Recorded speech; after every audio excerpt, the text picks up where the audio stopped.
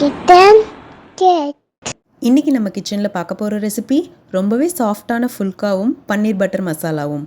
இந்த பட்டர் மசாலா பண்ணுறதுக்கு நமக்கு தேவையான இன்க்ரீடியன்ட்ஸ் 100 கிராம் பன்னீர், 50 கிராம் பட்டர், 4 தக்காளி, 3 மீடியம் சைஸ் பெரிய வெங்காயம், 10 போல் கேஷ்யூ, 4 பல் பூண்டு, ஒரு சின்ன துண்டு இஞ்சி, உங்கள் காரத்துக்கு ஏற்ற மாதிரி மிளகாய்த்தூள், கரம் மசாலா கொஞ்சம், கசூரி மெத்தி இலைகள், ஒரு பட்டை, 3 லவங்கம், 1 டேபிள் ஸ்பூன் போல் சர்க்கரை, தேவையான அளவு உப்பு.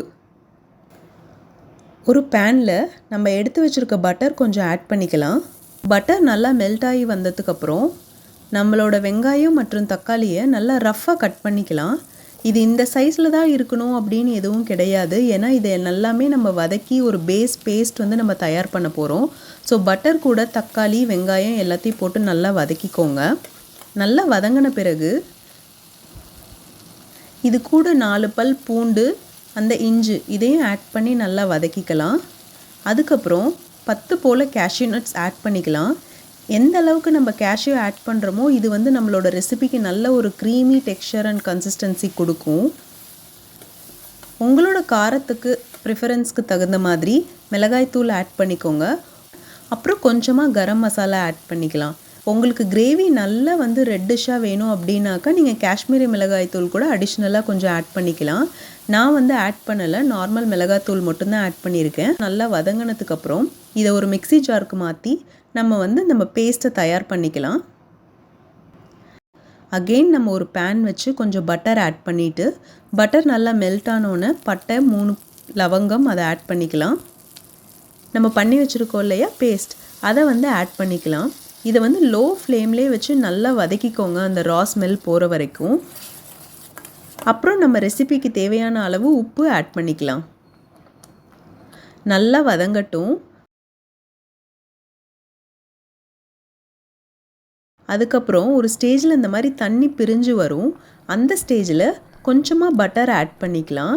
இந்த ரெசிபி பொறுத்த வரைக்கும் பட்டர் வந்து நம்ம எடுத்து வச்சுருக்கிறத பார்ட்டாக ஒவ்வொரு ஸ்டேஜில் ஆட் பண்ணிக்கிட்டே வருவோம். அப்புறம் கொஞ்சமாக சுகர். இந்த டிஷ்க்கு வந்து ஒரு நல்ல ஹோட்டல் ஸ்டைலில் அந்த ஃப்ளேவரும் ரிச்னஸும் கொடுக்கும்.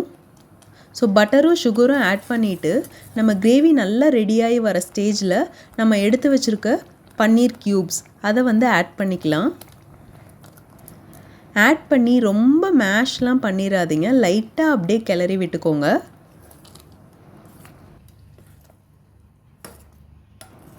இப்போது நம்மளோட கசூரி மெத்தி இருக்கு இல்லையா, அதை வந்து நீங்கள் நல்லா கையில் வச்சு உள்ளங்கையில் வச்சு க்ரஷ் பண்ணி விட்டுக்கோங்க.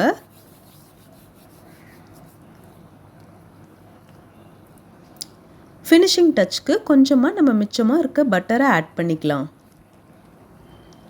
நம்மளோட பன்னீர் பட்டர் மசாலா தயாராகிருச்சு. இப்போது நம்ம ஃபுல்கா பண்ணுறதுக்கு 1 கப் போல் கோதுமை மாவை எடுத்துக்கலாம். இதில் வந்து ஒரு 9 to 10 பீசஸ் போல் ஃபுல்கா கிடைக்கும். இதுக்கு தேவையான அளவு உப்பு சேர்த்து பவுலில் தண்ணி ஊற்றி நம்ம நல்லா சப்பாத்தி மாவு பதத்துக்கு பிசைஞ்சிக்கலாம். ரொம்பவும் தண்ணி ஊற்றக்கூடாது, அதே சமயம் மாவு வந்து நமக்கு ரொம்பவும் டைட்டாகவும் இருக்கக்கூடாது. நம்ம நல்லா சப்பாத்தி மாவு பதத்துக்கு பிசைஞ்சு ஒரு 30 நிமிஷம் போல் ஊற வச்சுக்கோங்க. ஒரு ஈரத்துணி போட்டு மூடி வச்சுக்கோங்க.